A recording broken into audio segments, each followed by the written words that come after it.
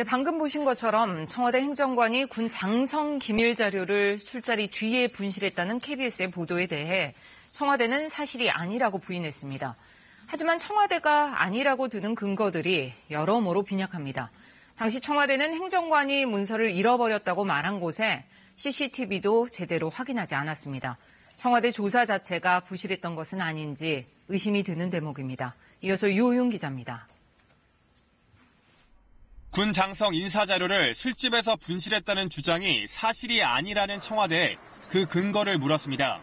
김의겸 대변인은 2017년 조사 결과에 기초해 입장을 낸 것이라고 밝혔습니다. 그렇다면 2017년 조사는 제대로 이뤄졌을까?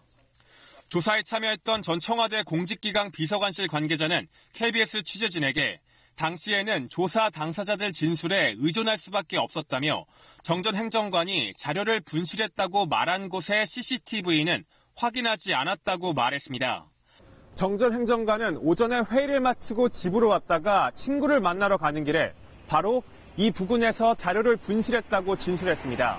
차에서 내려 가방에서 담배를 꺼내 피운 뒤 실수로 가방을 그대로 두고 왔다는 겁니다.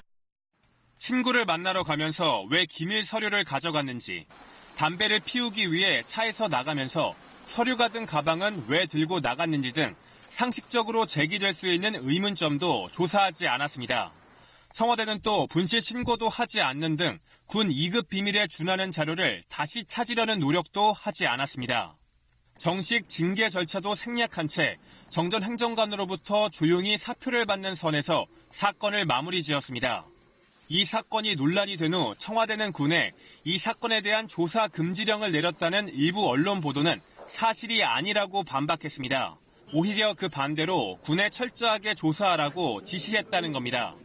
하지만 계속 제기되는 새로운 의혹들에 대해 청와대는 여전히 2017년 조사 결과만을 근거해 답변하고 있습니다. KBS 뉴스 유호윤입니다.